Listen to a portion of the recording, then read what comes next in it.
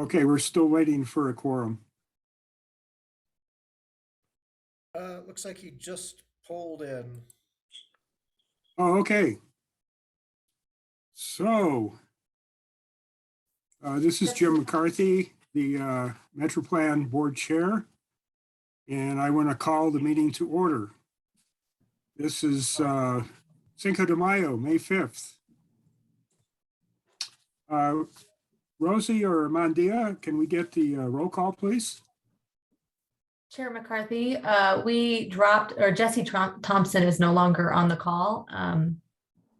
We might, I'll do the roll call, but we might want to give him a minute to log back in. Yeah, because he's in his car traveling and he's doing it by phone. Is that correct? Yes, yes. All right, well, I'm here, so you don't have to call me. Okay. Geronimo Vasquez and Patrice Horseman are absent today. Austin Aslan, Present. and Tony Williams is also not attending today. Regina Salas, Present. and Jesse Thompson will hopefully be returning shortly. We have Metroplan staff, Jeff Meilbeck, Here. Dave Wessel, Present. Rosie Ware, that would be me, Mandia Gonzalez, here. I'll just note that Becky Daggett is listed as an alternate. As you probably know, she's running for mayor. And when she turned in her signatures, had to resign from city council. So she's not ever on council and therefore not on Metroplan as a alternate. So the city will appoint a new alternate soon. We did appoint Kara House to be our new council member. I guess we don't have a quorum technically, so. Chair McCarthy, Jesse has returned. Jesse Thompson, could you say hello so we can complete our roll call? Hello, I got cut off. I'm back now. All right, well, we have a quorum. So thank you for all attending. Rosie, do we have any public comment today? Chair McCarthy, no members of the public have emailed ahead of time. If we do have 2 members of the public present, if they have any public comment, now would be the time to make a comment. So if those members want to make a comment, go off of mute and say so right now, or else we'll move on. Okay, I'm not hearing anything, so I thank you for attending. First item is 1D, which is approval of minutes. Does anyone have any comments on the minutes from April 7th?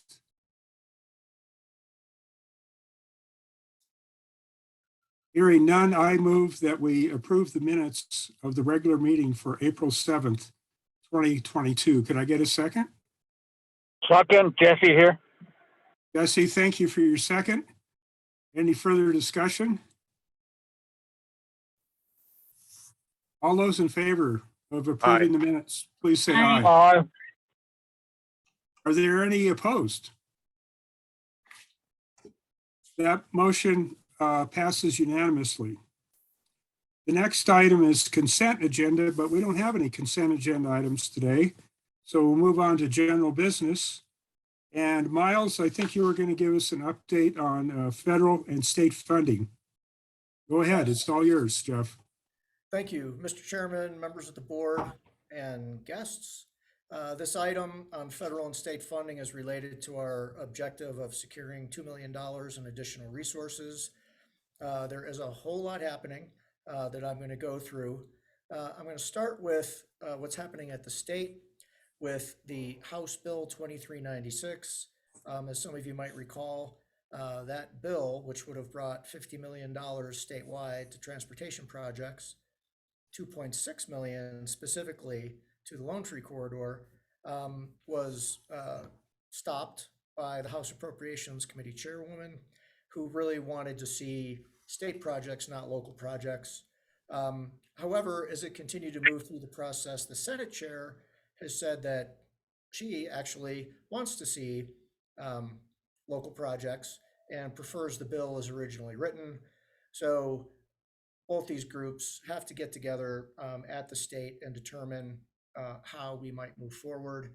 The good news is there's about a $5 billion budget surplus and about 2.6 billion is available for one-time projects. So this funding would come out of those pots. Kevin Adam with the Rural Transportation Advocacy Council is spearheading this project. He is going to be here, but he's working hard at another meeting with NACOG right now. I would just point out that Councilmember Salas has been very involved in this effort, and at the first hearing of the Appropriations Committee, and continues to be. So I appreciate everybody's support. Moving on, I'm going to go through these next bullets pretty quickly and then hit a PowerPoint presentation. There's a lot happening in the bipartisan infrastructure law related to population thresholds. As you might recall, the board recently approved me to be chairperson of a task force for Council of Government and Metropolitan Planning Organization directors around the state, so that we could work together to come up with one recommended proposal to the state for how funding is distributed. I also want to point out that ADOT staff have been extremely accessible. I mean, I've just been so pleased and really appreciative of how much they've been available in recent weeks to share information on how funding is intended to be distributed. And then there's the last bullet is actually going to become it's on your agenda later. Mandia is going to do a presentation on Safe Streets for All, a funding source that we intend to pursue. And a bullet that's not here actually is that Christine Cameron with the City of Flagstaff, who works with Jeff Bowman, is going to do an update on a major, may I say mega grant project that the city is going to be applying for with BNSF. So a lot on this item, and obviously that's because there's so much happening with the bipartisan infrastructure law. So I am going to stop sharing this and actually go to a PowerPoint presentation.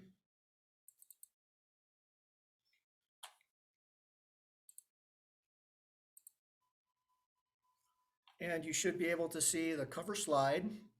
I do. Says, Funding Analysis Episode for A New Hope. Yesterday was Star Wars Day. I didn't change it for today because I couldn't think of anything witty related to Cinco de Mayo. So I'm sticking with this joke from yesterday. But it is a new hope for how funding might be distributed in the future. And I want to give you some background. I mean, there's just a lot here. And I want to acknowledge this is very much a work in progress. One second, please.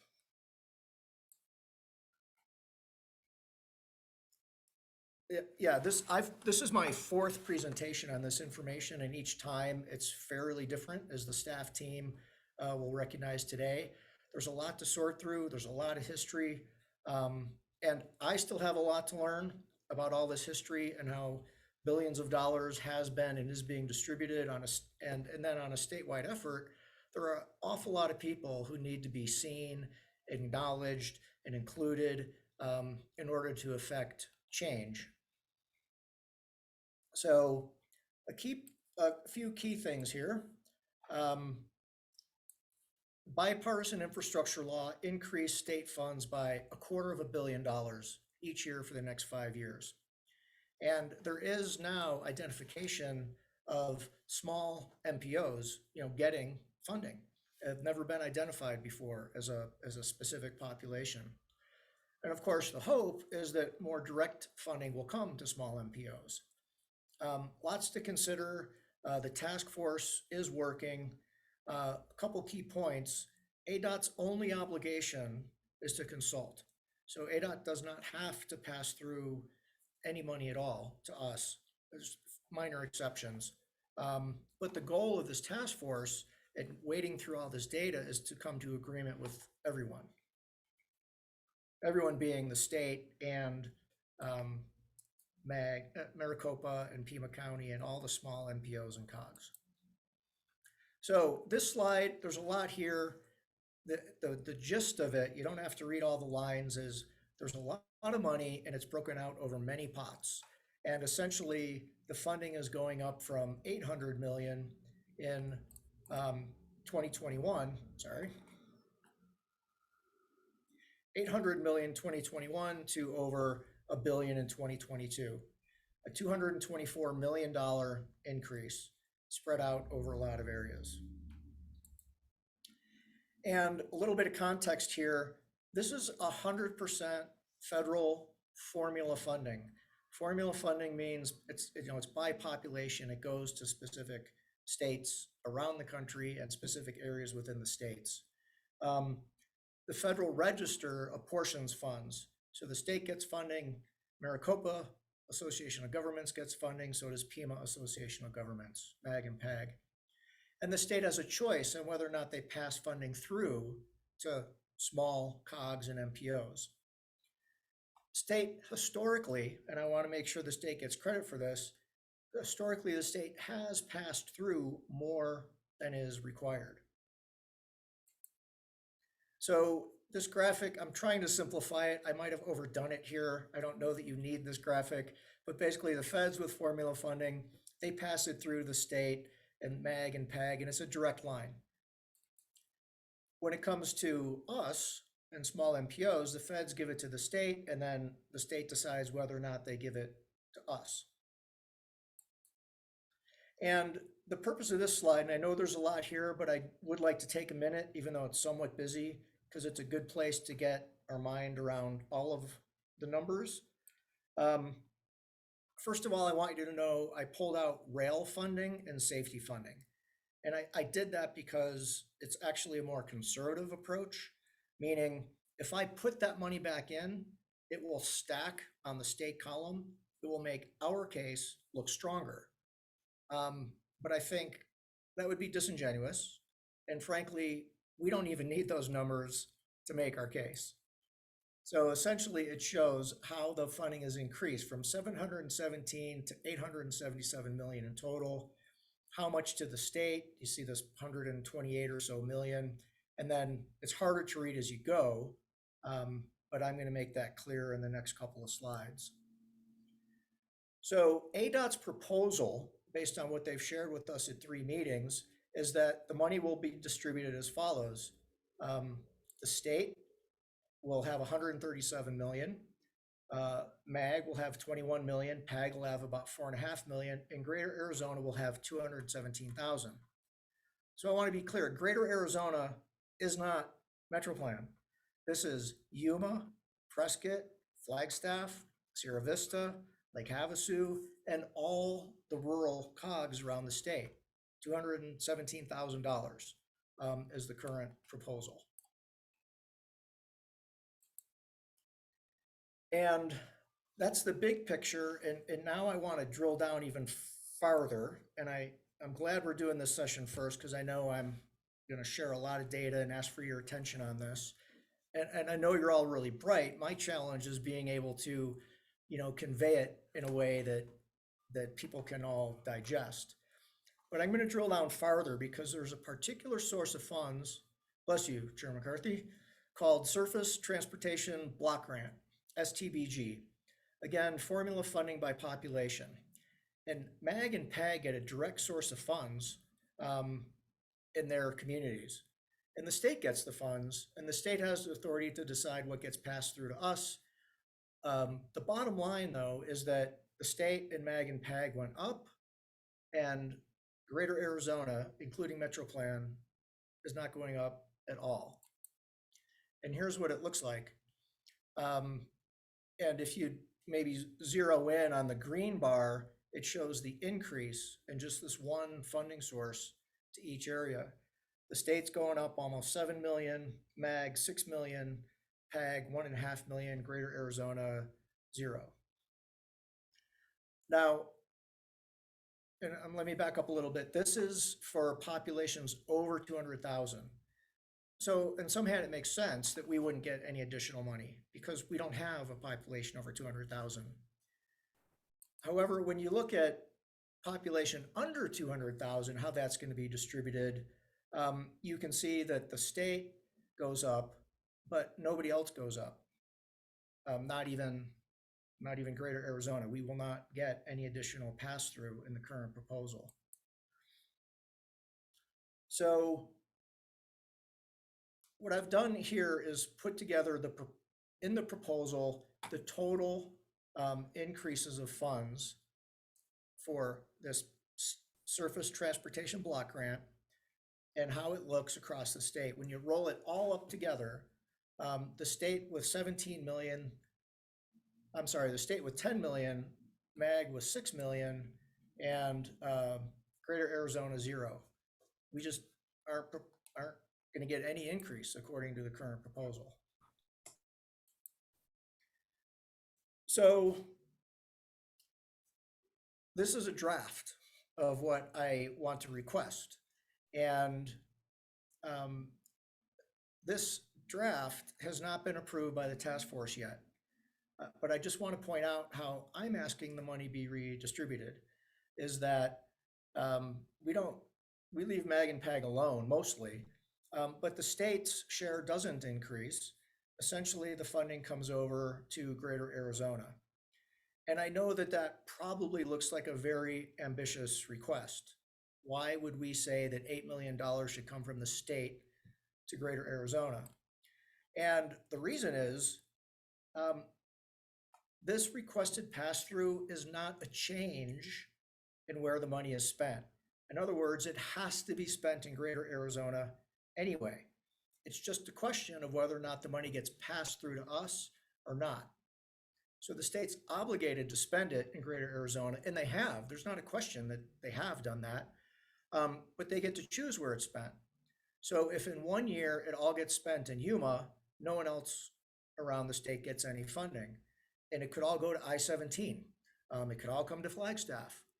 But if it's distributed to COGS and MPOs, it's divided equitably into the regions, and then the regions decide where it's spent. And given that we have MPOs and COGS, and we were formed for this purpose of planning and knowing what projects we want to do, I'm going to suggest with this watershed moment in history of an additional $250 million to the state every year, that sharing 8 million of that and allowing these small organizations to decide how things are done in our communities is a reasonable request. So the next steps are to basically get the whole task force together and discuss this with them, share it all with ADOT, discuss it with staff so there's no surprises. I need more work on correcting the numbers, and maybe there's assumptions I've missed so far. So I'll keep working on that and then really continue to refine the messaging. I'm hearing myself present and I need to make it much simpler. I know that. And ultimately we make the case. We make the case to ADOT staff, perhaps make the case to the ADOT director's office, perhaps to the transportation board. Whatever advocacy strategy we use, we want it to be effective, right? We want it to build relationships, not hurt relationships. And that's really what this is all about, building and maintaining relationships and increasing the funding that comes to our area. And Mr. Chairman, that concludes my report. Thank you, Miles. I guess my only comment is make sure everything's labeled on those graphs. I think you've done a pretty good job, but maybe go through and make sure everything's labeled, what color coding means what. That's my only comment. I think the message comes through very clearly, and I thank you for doing this. Do we have any questions or comments from other board members? And I don't have, Sure. Yeah, please, Jesse, in this case, just speak up. I don't have my chat open, so people just, when it comes time, just come in. All right, go ahead, Jesse. Okay. Miles, can you have that made available to me? Maybe just send over a packet. Absolutely. Okay, thank you very much, and that's all I have, Chair. All right, thank you. I did open my chat, so I can keep an eye on that. Does anyone else have any comments? Well, thank you, Miles. The next agenda item, which is 3B, is also Miles. He's going to talk about the status of the third quarter budget and then get into the next year's starting July 1st budget. So Miles, take her away. Thank you. Mr. Chairman, members of the board, I believe I have up on the screen what you have as a packet, the fiscal year 23 budget discussion. This item is for discussion only. You can take action today if you want to, but we have time and we traditionally do it in June of each year. And background, we do a budget and a 5-year budget with a plan every year, and reporting out on progress just to stay tight on our financials. You're very familiar with this process, I know, from the other organizations you serve. And our organization is pretty simple, actually, compared to the city and the county and some of the other organizations. But I've got some highlights to share. And for fiscal year, the third quarter of the fiscal year we are in, the bottom line is we're under budget. We're underspent in pretty much all areas. In salary and operations, we're about 8.6% underspent. And just scrolling through the staff report, in salary, we budgeted the 492,000. We spent less because we opened up a position for an entry-level new transportation planner. It took us a few months to find the greatest transportation planner in the universe, but luckily she's with us now, Mandia, and she'll be here hopefully all year next year. And then with operations, we budgeted 81,000. We're going to spend 69,000. This is underspent because I want to thank Rosie, who found about a $5,000 savings in liability insurance and also reduced legal fees. So no apologies to Brandon, who isn't even here today. We try to manage the legal fees as tightly as we can. And then Metro Plan, the budget we'll spend out this year. We started traveling again. And then capital projects. We're on track with Stride Forward, which Dave will provide a bit of an update on, and our transit-related projects. A few things you might notice, though, if you look at the budget, and I just want to highlight these. The street light, I'm going to skip that. The second bullet says funds were moved from West Route 66, planning and Lone Tree to the downtown mile. And I think you'll remember that one. We spent a lot of time on reallocating those resources to a very important project. And I want to give again a plug for Jeff Bowman and Christine Cameron, who are doing great work on this right now, putting that money to really good use. And then small local projects funding was reduced to 100,000. The sustainability toolbox is one of the big projects with that. However, we also awarded $50,000 to the city last year, but they're not going to be using that, so we're going to be taking that money back. So that's the fiscal year, the third quarter report. I know you've got the attachments of everything in your packet. I was going to just go quickly here, but before I move on to the 2023 budget, I'd like to stop, Mr. Chairman, and see if there's any questions or comments. I don't see any questions in the chat. Anybody else? Miles, sounds like you could move on. Okay. So the 2023 budget continues current staffing levels and operating expenses. Just some of the highlights, and I will go to a slide here in a minute, is that salary budget increases due to increases in salary and benefit, increases in pay. but we aren't hiring any additional staff. We expect the operating budget to keep decreasing, which I'm really happy about. Travel budget increases because we added a staff person, and we also are now paying for some of the expenses of board members to travel, which very happy to do and a very legitimate expense. And then the capital budget puts money into the strategic work plan items that we are all agreeing to. So a few things I want to put out for consideration before I show you the spreadsheet. And it's a simple spreadsheet, but I have set $100,000 fund balance as a target, which is basically 3 months worth of expenses. When we look at the 5-year plan, you'll see that we pretty much maintain close to 200,000, a 6-month contingency. And that's, since we're on reimbursement basis for all of our grants, that's more than adequate. I am very hopeful that discussions with ADOT will result in additional revenues being directed to us. However, the budget being adopted is conservative in the sense that it doesn't assume any additional money that hasn't already been committed. The good news is, as a small and nimble organization, we can come back easily and amend our budget and add some funds. And I hope that we have the opportunity to do that. So the fiscal impact is that we have a sustainable budget for the next 5 years. And alternatives today, you could go ahead after I finish this and just adopt the budget. We could keep reworking it a little bit and then bring it back next month as well. But what I'm going to do right now is scroll down to the 2023 budget, the summary.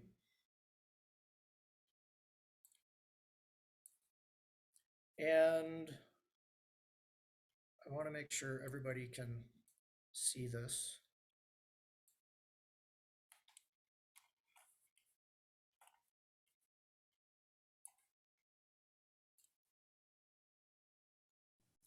Okay. Am I not sharing the budget? It doesn't look like It's showing. It is? Okay. No, it's not. Didn't now we look see like it was you. highlighted. There it is. Okay, thank you. It's not highlighted, so I thought it popped off. All right, it can all be summarized on this screen, and if you want to know the detail, you can scroll down.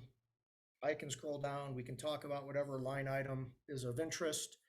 The big picture is that our total revenues in 22 were 1.8 million. The budget for next year is 1.9 million. And then sustainably, it's about 850,000 for the out years. The reason for this is we always front load our projects. We budget everything for long-term projects in the next fiscal year, even though it's very unlikely we'll get them done. We want to be positioned to get them all done. And then with the main items and expenses, salary and benefits are going up. And it's significant. In fact, in my 30 years of doing this work, I've never seen this big of an increase in this line item. And it's related to the pay plan that Mountain Line adopted that we are a part of. I support it without question. And it is a significant number that I wanted to be sure you were aware of. Operating goes down, travel goes up, as I mentioned, and then projects, as I mentioned, are front loaded. Essentially, the budget is balanced, and I'd call your attention to the last line, the fund balance, where you can see it varies a little bit every year, but it stays, around that $200,000 number for most of the time, which is a healthy and safe fund balance for us in case of a contingency. So with that, Mr. Chairman, conclude my report and wonder if there are any questions or comments. Any questions?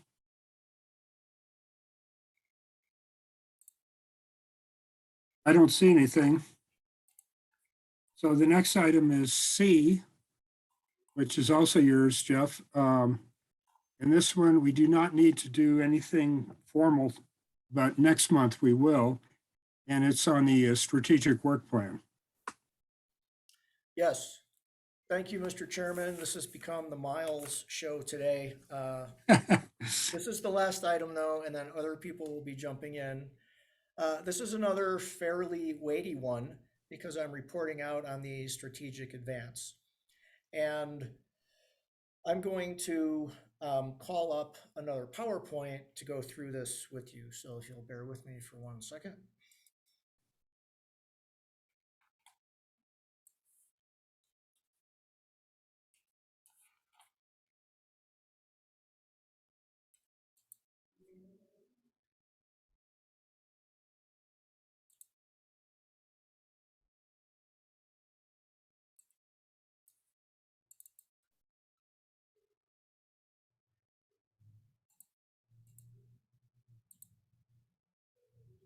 All right. Last month, our board meeting, we did a strengths, weaknesses, opportunities, and threats analysis related to federal funding. And a lot came out of that. I have shared in your packet all of the raw material that Mandia and Rosie compiled. It's all there for you to see. My intention has been to distill out the resonant points and get them here for us to go through. However, I gave all the raw material because if anyone sees anything that they think is, missed or mischaracterized, by all means, let me know. So, strengths, what we heard, staff, good, committed, and experienced. We all work well together as agencies. We have a significant amount of local match, and we know what projects are needed in the area of transportation. Those are all good strengths. Some weaknesses are that we don't necessarily have staff capacity to write the grants and then deliver the projects through this significant influx of funding that's coming, that we anticipate coming. And there is some competition with other priorities in the community. I heard Dave say yesterday at a meeting, sometimes we forget that transportation is not it. It's not the only game in town. There's a lot of other needs. We also are not quite so good at speaking to relationships that connect housing and transportation and the economy, and have an opportunity to get better at that. This fourth bullet about cost benefit analysis is specific to federal funding because on federal competitive grants, they want a cost benefit analysis. It's fairly technical. Actually, Dave Wessel knows how to do it and does it well. There's a lot of it to do right now for everybody, every agency that submits a grant. We have local match, but is it enough? That's the question. And then sometimes there can be confusion between agencies. So who's applying for what grant? Who's going to go, who's not going to go? And then as we move to opportunities, I put into 3 categories. We've got opportunities for leadership and for clarity. So some bullets that came out of it: an opportunity to look at transit service to Navajo and Hopi reservations, to really strengthen this value proposition. What is the value of transportation to the economy, to the community, to provide leadership on bike, ped, and transit routes, leadership on statewide funding, and getting clear on which agency will apply for which grant over the next 5 years. How do we complement each other? How do we support each other as agencies? Which we're doing some of and we can do more of. And then learn from the success of other applicants. So lots of opportunity here for leadership and clarity. Funding, we've got the bipartisan infrastructure law, which 7 people pointed that one out. And it's an opportunity because we align with administration goals. And this community, in the last administration was not so aligned overall with administration goals. So that is, that's good for us right now. And then there's a state budget surplus, which I'd mentioned. I don't know if I mentioned the governor is proposing a $50 million SMART fund, and that allows local match. So the state can help local areas draw down federal funds. And then the RTAC statewide initiative that I mentioned earlier in the meeting. So lots of opportunity with funding. And then when we get to conditions and paradigms, I just want to throw these out there because they were stated and I think they have value, just to let swish around in your brain a little bit. But we know many people can work from anywhere, and they do. And that's a shift. We can learn more about applying market forces to bear on some of these issues, kind of an open question.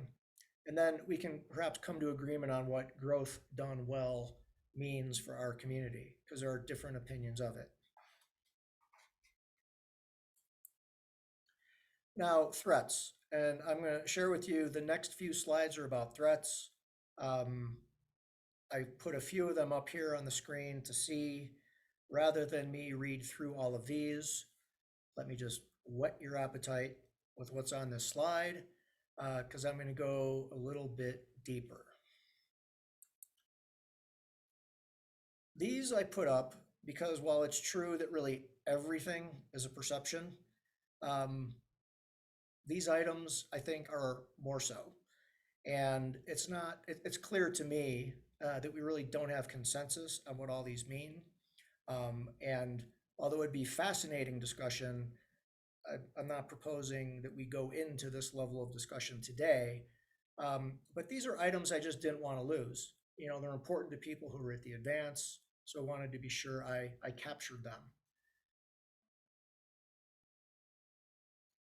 And again, I don't know, there's not agreement on these. People see them differently. I did take some of the threats though and reframe them as opportunities. So some of the things were stated as threats, such as forging consensus amidst divergent viewpoints. Well, that's an opportunity to go ahead and forge those, that consensus between those viewpoints. We also heard a threat about the practice is moving faster than policy. Policy is moving too slow. So the opportunity is to move policy faster. And a threat that we're ignoring vehicle traffic, or we might ignore vehicle traffic. So you see a pattern here. We don't have to do that.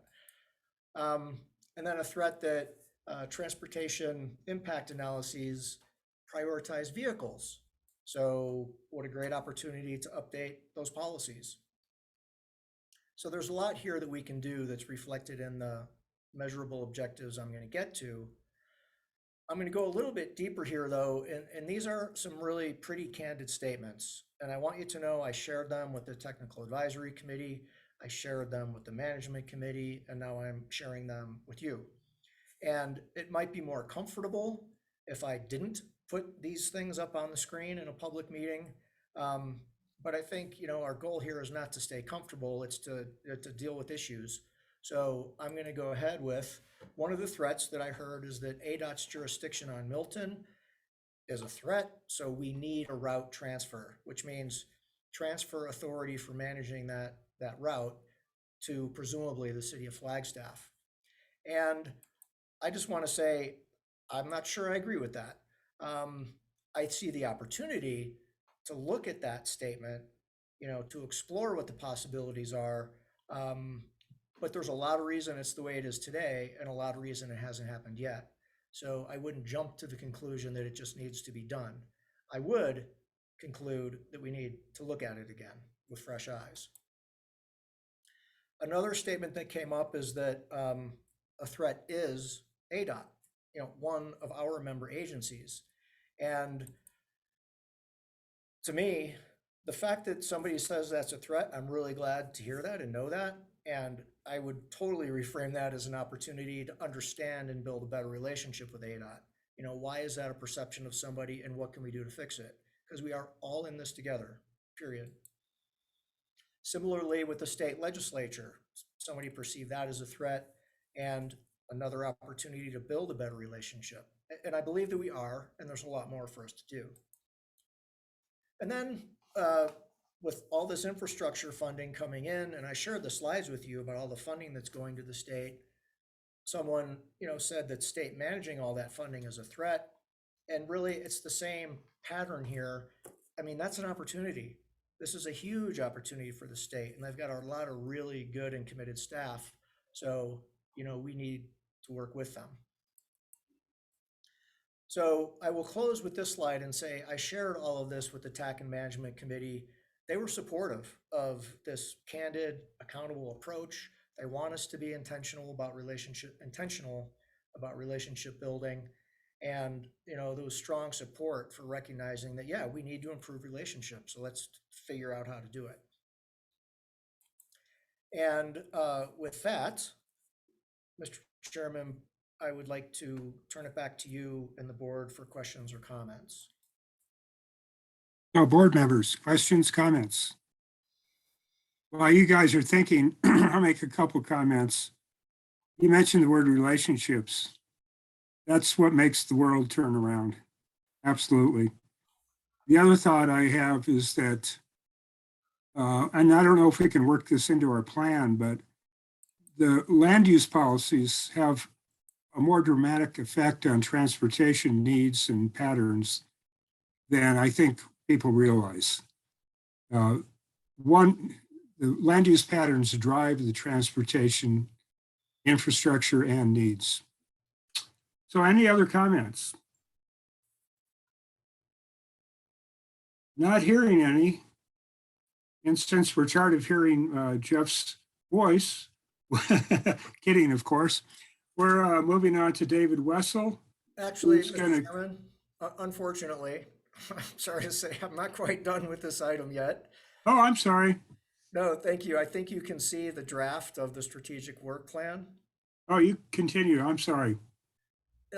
Yeah, that's okay. I want to say that in the last couple of years, I would bring this to you the month after our advance, discuss it and adopt it.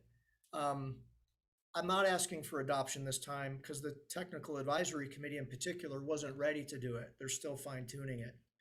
I don't think there are any surprises here.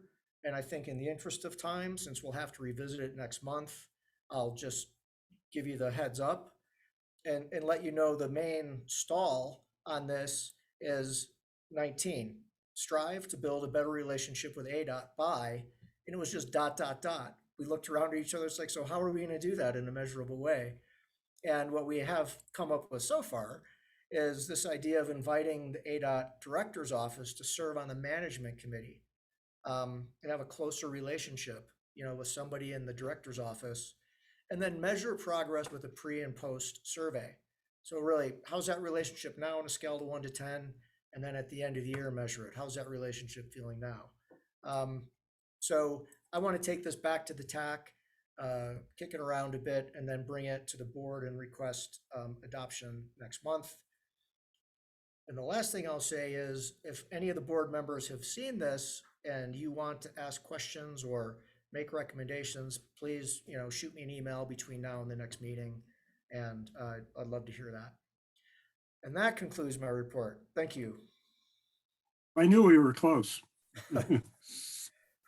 So any other questions or comments from the board? Not hearing any. Now we'll go on to David Wessel, who's going to give us an update on the Stride Forward, the regional transportation plan. Dave, it's all yours. Thank you, Mr. Chair, members of the board. This is just going to be an oral report to give you a quick update. We are on task, on schedule, and on budget. We are really focusing on getting our first future concept onward, put together and analyzed, and expect to have that done later this month. So that'll keep us moving ahead, and at which time we'll go back out to the public with some of the information from that, comparing it to our baseline year of 2019 to get reactions and responses. The public involvement has been going well. I think I gave you a report not too long ago. Our recent online survey, second online survey closed. We had about 579 responses, down a little bit from our first survey, but still very good. And we're getting some really interesting information, and that's available to you on our website. I shared some of that with you before. If you'd like to dig into it, it's available there. We're also moving forward on our equity analysis. This is looking at, to remind you, services like groceries, pharmacies, and the access to them by different modes within like a 5, 10, 15, and 20-minute distance. So we're doing that from an equity perspective. We'll look at our low income and minority and other Title VI communities and look at their mobility and access to these key services compared to the rest of the region. So things are moving along well. You may recall that we are amended the RTP contract to include a sustainable transportation toolbox. This was an offshoot of the mini grant application submitted by the sustainability group at the city. And we've kicked that off over the last 2 days, 2 half days, with some nationwide experts talking to us about the issues and opportunities surrounding VMT reduction and then strategies in the pedestrian, bicycle, and transit realms and how to do that. Really good attendance. It was really staff focused. So we had a lot of planning and engineering staff there. Was really pleased to see the county represented. NAU was there. We had, I believe it's the deputy district engineer, Brendan Foley, there on the first day from ADOT. So good representation from our member organizations. And Mountain Line was there in numbers as well. So we think it's a great kickoff. We anticipate that we'll be looking at setting up targets. I think there was consensus that, yeah, we don't know how much of different things to build, and that setting targets and that'll take us in the direction for a number of community goals will be very useful. And then the city, I believe, our council members present today should be aware, is looking to fund what we're calling phase 2, which is really bringing best practices into the engineering, zoning, subdivision standards. And a lot of that more technical or detailed stuff can take place at a parallel pace to the target setting exercises. So we're real pleased with the start. I'm gonna, excuse me, that wraps up my presentation. Miles was present at the workshop yesterday and the day before, and would invite him to share any thoughts or on that. Thank you, Dave. A couple of things. I want to acknowledge to the board that we've been moving ahead with this. Dave has done a tremendous amount of work. I could have done a better job letting the board know this meeting was happening with staff. It was focused on staff, but still, I know you're really interested in what we're doing. And it went very well. A lot of time went into preparing for the meeting. And I will say one of the takeaways is I look around that room of 20 or 25 engineers and planners from 5 different organizations. We're an influential group of people. People, elected officials look to us, the public looks to us, and to the extent that we can work together on shared goals and objectives to achieve, a shared vision and mission, we're going to be doing our jobs even better than we are now. And there's always room for improvement. And it felt really good to be in there with all these folks and expanding the paradigm a bit to do things that are more sustainable. And that concludes our presentation. Thank you. But I did know about that meeting and tried to get to it, but it didn't work out. So Jeff Bauman told me about it, and thank you, Jeff. Any questions on this item from board members? If not, we'll throw the ball back to Miles, who's going to talk to us about the downtown mile. And of course, I know what the downtown mile is, but just for the sake of the listeners, could you just briefly tell us what it is and then go on with your presentation? Sure, Mr. Chair, members of the board, I'm going to go ahead and scroll down to a graphic. And it might be too big for the screen.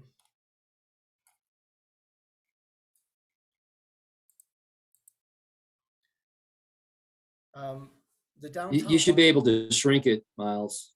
There Now we we go. can see it. I think I It's- have now. It looks good now.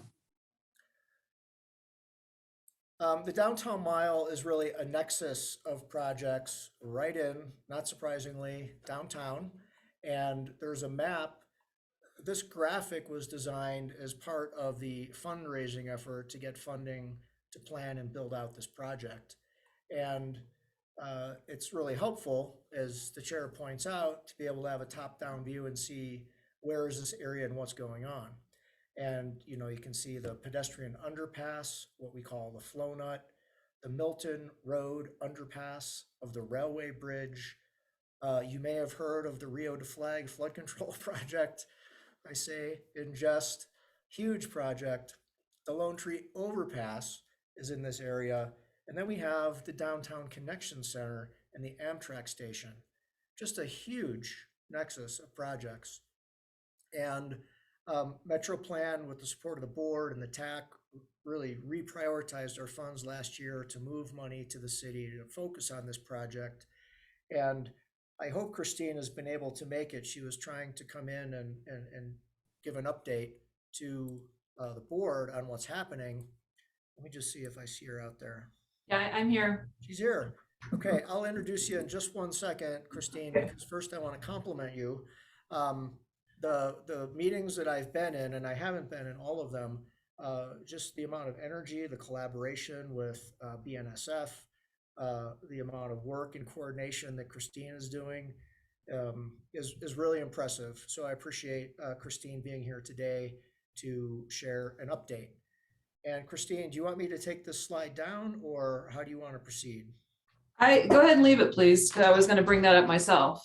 Okay. Great. So, Mr. Chair and members of the board, thanks for having me today. I'm Christine Cameron. I'm a project manager with City Capital Improvements. And as Miles gave an overview, this is our Downtown Mile project. I'll dive in a little bit deeper on each of our local projects just to give a flavor of the improvements that are included. And so I'm going to move on the graphic from the left to the right.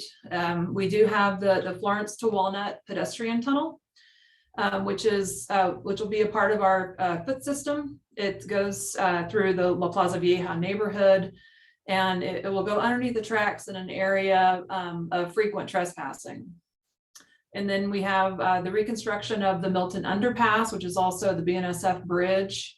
This reconstruction gives us the opportunity to build to a standard height clearance and to the width that's indicated in the ADOT corridor master plan. And it also reconstructs that pork chop intersection at Sitgreaves and Santa Fe and makes that a lot safer. And that's just in concept design at the moment. Moving on, we've got the Rio de Flag flood control project and a pedestrian tunnel. And this is a joint project in between the Army Corps and the City of Flagstaff. And this removes the larger floodplain out of downtown and south side. And as Miles stated, this project also includes integration of multimodal facilities with the future Downtown Connection Center for Mountain Line, which is that larger orange block, and Amtrak station platform improvements on the north side and a possible additional south boarding platform on the south side of the tracks. And then lastly, to the far right is our Lone Tree Overpass project, which will provide a great separated crossing of both the railroad tracks and the future Rio de Flag alignment. So those are all of our local projects that are included in the Downtown Mile. And this stretch of rail corridor also includes the BNSF third main line, a rail expansion and crossing improvements that are at grade crossings. And that's really driving the partnership and participation, from the railroad for this project. Altogether, the group of projects benefits the state highway improvements, transit, safety, climate action, multimodal enhancements, flood reduction, enhancements to our underserved neighborhoods of La Plaza Vieja and Southside, and rail efficiency.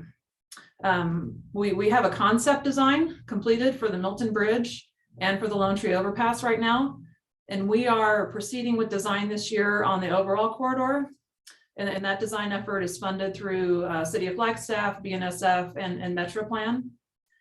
And the city and BNSF have teamed up for an infra rural grant application under the multimodal discretionary grant program to fund the future construction of these overall improvements.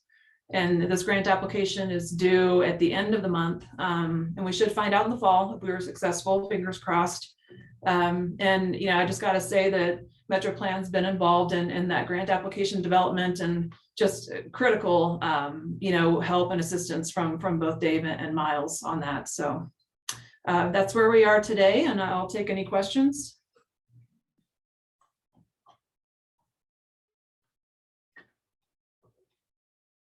Any questions? I don't see any in the chat.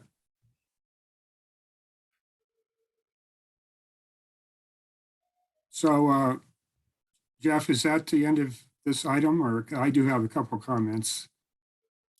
I believe that's the end of Christine's presentation, and comments, questions, if you welcome. So, Christine, I think you already said this, but just repeat it to get it straight in my mind. As far as the underpasses for pedestrians and bicycles, one is way off on the west, as you've noted. Where is the other one? Is that at the Rio de Flag, or is it at, I thought there was one at Beaver too. Was I wrong on that?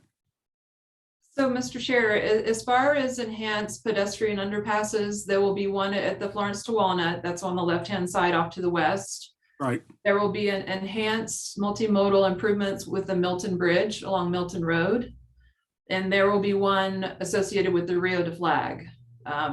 There will not be any grade separated crossings at Beaver Street. All of them happen to the west of Beaver Street. Okay, I got that straight in my mind now. I'll mention that from what I've heard from staff is that the negotiations with BNSF are getting a lot better and are very positive at this point. Let's see. Oh, I did have one question. I think I know the answer to this. There's a lot of pressure from the public to get quiet zones at the east, to the east of this a mile or two, like we did on San Francisco and Beaver. Are there any negotiations involved with the downtown mile to include that? I realize it's kind of out of the downtown mile area, but it's something that's still on the radar screen of a lot of people. You have any thoughts on that? Yes, Mr. Chair, there's no negotiations in this specific project area on those improvements, but our traffic engineer, Jeff Bauman, is on the line. I don't know, Jeff, if you have like a status on where the quiet zones kind of sit for the east side of town. Thank you, Christine and Mr. Chair. Jeff Bowman, City Traffic Engineer. We have the quiet zones in the capital program again this coming fiscal year. And while it's separate from this downtown mile project, we have been talking to the railroad. We actually did a field trip just probably a month ago, looking at safety improvements related to the state rail safety plan. So we have a number of things in the works. Nothing is imminent, but we are working still on the quiet zones, which involves some preemption activity with the railroad, some advanced preemption. It's now involving third rail discussions and state safety plans. So everything is getting a bit bundled, but we are keeping this west side or downtown separate from those East Flag quiet zones at this point. All right, I realize I'm off subject a little, but I do appreciate your comments, Jeff. Sure. Any board members, questions, comments before we move on? Okay, I'm not hearing any. So now we're down to item F, which is Safe Streets and Roads. The grant program. Dave Wessel, I believe you're going to do this one. Thank you, Mr. Chair. Actually going to hand this off to Mandia fairly quickly. The federal funding presentation that Miles gave indicated the Safe Streets and Roads for All grant is one of the opportunities before us. And we think this is one that we are eligible for and are exploring the possibility and perhaps the probability that MetroPlan will actually submit this application. We've had conversations with Rick Barrett and I believe Stacy Reckler-Nags at the city about the potential here. Mandy's going to tell you about some of the options we're looking at, but they are in the pedestrian and bicycle realm. And to support that, we may consider adopting the city's active transportation master plan. That gives us, some ownership of that. We expect that the city will follow through and adopt it themselves, but gives us some ownership of that plan and allows us to draw on the projects within it. So with that, I'm going to turn it over to Mandia and let her walk you through this opportunity, such as we know. Thanks, Dave. Mr. Chair, members of the board, I will just be giving a brief overview of the Safe Streets and Roads for All program. It's also referred to as SS4A. I'm sure you'll be seeing that around soon. I do want to note that the information provided today comes from a variety of resources and fact sheets because the NOFO has not been released yet. However, the NOFO is expected to be released sometime this month. So moving into some of the highlights of this program, the SS4A program is a discretionary program that will provide $5 to $6 billion over the next 5 years. And this program supports the creation of or updating safety action plans. So for example, Vision Zero or Complete Streets or our regional strategic transportation safety plan. This grant also allows for infrastructure projects that are identified in those action plans. And there is a list of example project types within the report for your review. So I won't get into those in much detail, but internally, we are in the process of gathering a list of potential projects as identified in our regional strategic transportation safety plan. We're also looking at the city's active transportation master plan and the Southside community specific plan, as this grant opportunity and many of the other federal opportunities will be focused on equitable investments in disadvantaged communities. So once the NOFO is released, we will do a review of these projects to determine if they are eligible for these funds. And once we have the award range or the amounts, we can determine if we can expand our project range to make a suite of projects, as we are allowed to combine projects and strategies from various plans for this funding opportunity. And so that's my really brief update. I'll see if Dave or Miles has anything additional to add, and we can certainly take questions as well.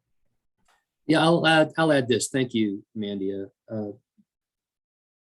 You may recall that at the advance, we heard the discussion about, on federal funding opportunities, the lack of staff to pursue some of these. And by MetroPlan stepping up and applying for this grant, that helps spread the demand for those resources out. So it's something I think we're ready and suited to do. Miles, did you have anything you wanted to add?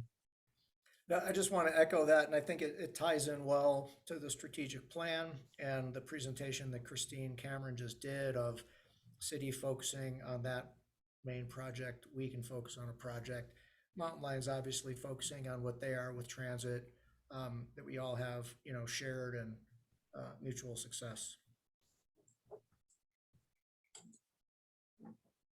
And as Dave noted in the chat, NOFO stands for Notice of Funding Opportunity. Thank you. Thank you, Dave. So anything else, or should we move on to questions? So does anyone have any questions for Mandia or Dave? Apparently not. So we'll move on to item G, which is items from the Metro Plan staff. And Miles, I think you're going to start on this anyway.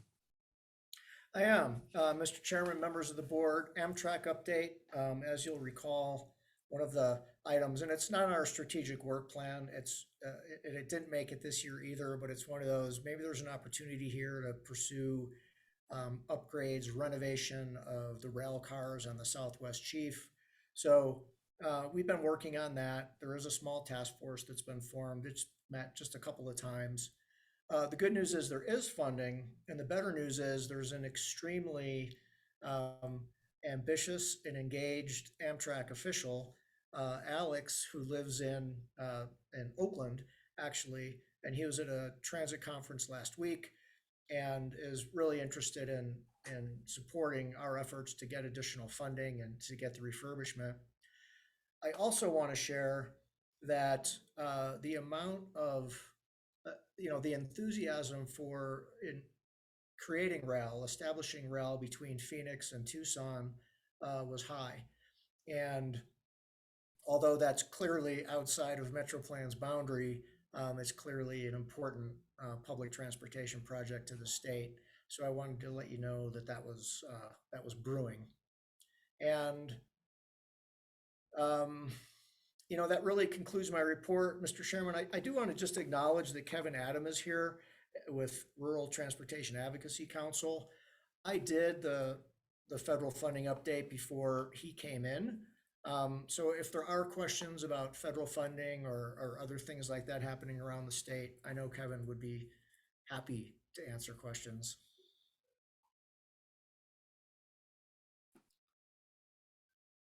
And while you're thinking about those, the last item here is P2P nominations, and Dave is going to explain what that acronym means. Yes, I'll not put that in the chat, but just let you know that is the planning to programming process that ADOT goes through annually. And what this is they open this up to local governments and regional organizations like Metro Plan to submit projects for evaluation on both technical and policy merits. They get scored and then eventually ranked. And ADOT then takes those rankings into consideration for construction of their 5-year construction program. This year, we submitted pretty much the same projects that we did last year. The focus being on Milton and 180 and their respective corridor master plans and spot improvements identified in those. We recognize that those have yet to be fully adopted or completed by ADOT. We also added the West Route 66 project to that list, the corridor master plan that we want to do here coming up next year, and anticipating a complete street approach to that corridor. There were a couple other minor projects, but they're all priorities out of the regional transportation plan and the strategic work plan. So those have been submitted. Back to you, Miles. Thank you. Mr. Chairman, that concludes our report. Okay. Now we're down to item H, which is Executive Director's contract discussions, which is going to be an e-session. So what I'm going to do is take the liberty to rearrange the rest of the agenda just very slightly and go down to items to and from the board. And the reason I'm doing this is in case people are listening in, they're not going to wait until we get out of e-session to get to these things. So I'm going to go around and see if there's any items from the board that they would like to bring. I don't have anything. How about Austin Aslan? Do you have anything? I don't have anything, Jim. I've been listening intently. Sorry for the quiet response out here from all of us. But thank you very much for all the updates and reports. Thank you, Austin. Regina Salas? Anything to her from the board? Well, thank you, Mr. Chair. I just want to take a moment and articulate my gratitude to MetroPlan staff for all their work, and it's just makes our job easier as a board. And I do recognize Mr. Kevin Adams' leadership on the RTAC. Things are going smoothly, and hopefully we'll bring home some dollars to rural Arizona, whether it's the regional House Bill 2396 and 2.6 million will directly impact Lone Tree Overpass, or 9.8 million on 180 and 14 million in 169. So we'll see. Keep our fingers crossed.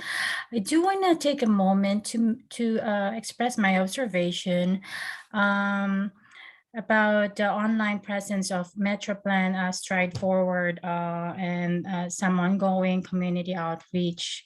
I have gathered that Council Member Shimoni has been very active in community engagement and doing some live Facebook interaction with the community as well as with MetroPlan staff. I do want to express gratitude to staff hosting that, but I also want to make sure, and I will bring this up to Council Member Shimoni specifically. Just want to be I just want to be clear with messaging that when a member of council or even a member of MetroPlan board speaks to the public, that person is speaking on his or her behalf and not speaking entirely for the MetroPlan board, nor the City of Flagstaff, nor the City Council. Thank you. Thank you, Regina. And thank you for all the work that you've been doing on rural transportation, making trips to the legislature and keeping that ball rolling down the court. So thank you so much. Thank you. We just have to bring home the dollars. Right. To our project. Bring it home. That ought to be our motto. Bring home the bacon or whatever. Bring home the dollars of transportation. Right. Yes. Jesse Thompson, do you have any items for the board right now? I don't hear anything, so guess not for now. I will note that the next meeting will be on June 2nd. Is that Jesse coming in?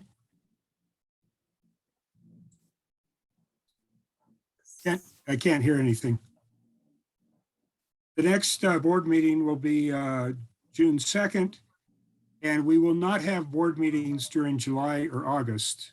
September will be, again, first Thursday, I believe it is. All right. I think the board members, that's the meeting except for the one item about executive director contract. So Rosie, I believe you're going to form a breakout group. Is that correct? Do we need to do anything or do you just sit here? I'd like to jump in here for a second. Please do. I'm going to play attorney for a minute, even though I'm not one. It seems like we have lost our quorum, and that means the board really can't even take action to go into an executive session unless Mr. Thompson's able to come back. So best I can think right now is let's just give him a minute, maybe even take a bio break, Mr. Chairman, of a couple of minutes and see if. Hey, everybody. I also have slight reservations, or at least I just wanted to acknowledge that the only folks here are City of Flagstaff Council people. That's not necessarily legally problematic, but it does create some awkwardness here. I guess I'll address that, Mr. Aslan. I have thought that through, and if the contract is what we already agreed to, including those two council members, I think we could move forward. If we wanted to do any big changes, then we definitely would not do it without the board, the County Board of Supervisors members to Metro Plan. So on the other hand, I think Jeff would like to speak to the board. And we may not take formal action based on how the discussion goes. But we also have this problem that Mr. Thompson seems to have faded off. And until he comes back, we don't have a quorum. So it makes this whole discussion moot. So Miles, you suggested we like take a 5-minute break to go to the bathroom, whatever, and then come back and see if Mr. Thompson, and I will see if I can reach out to him. Looks like he And- may be back. He's back. Are you back, Mr. Thompson? I am back. I'm traveling back from Page, and I keep getting cut off. Okay. All right. So do people need a break, or should we just go right ahead into E-session? I, for one, would want to just continue. I don't want to get break up again. Okay. All right. So I move that we move into executive session. Did I get a second? Second. Regina Salas seconds. All those in favor, please say aye. Aye. Aye. Are there any opposed? All right, Rosie, please put us into breakout session. This will include only the board members and Mr. Mailbeck. Rhonda? And Chair McCarthy and Rhonda Cashman to take minutes. Oh, not her. Yeah, of course. I'm sorry. Okay, Yes. the meeting's ready to go. I'm opening it now. Well, thank you.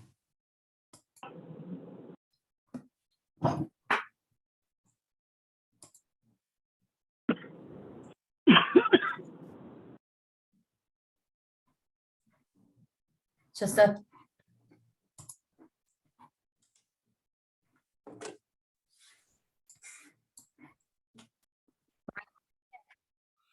We're back.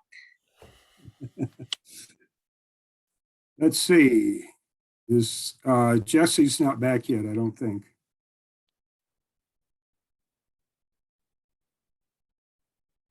Well, hopefully Jesse will join us. There we go. All right, so we just moved out of executive session.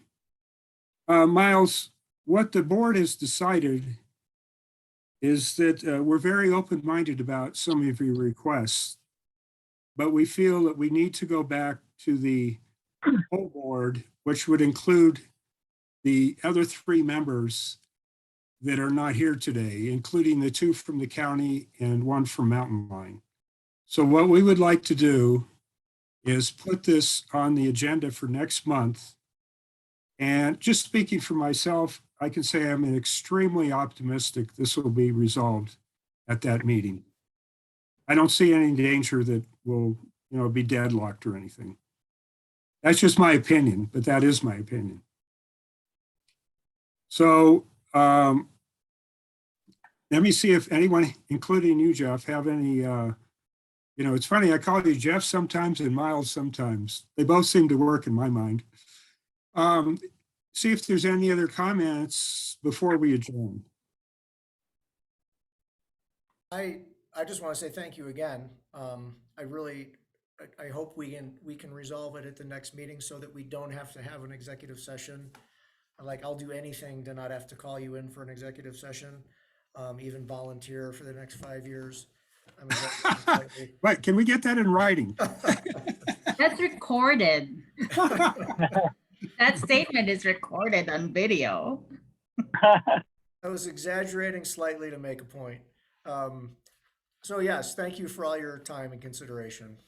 I think we probably will need an E-session so that we can discuss this openly with the other 3 members. But hopefully it would be a short E-session. I think we're getting really close. I mean, the boat is ready to dock, if you want to use that analogy.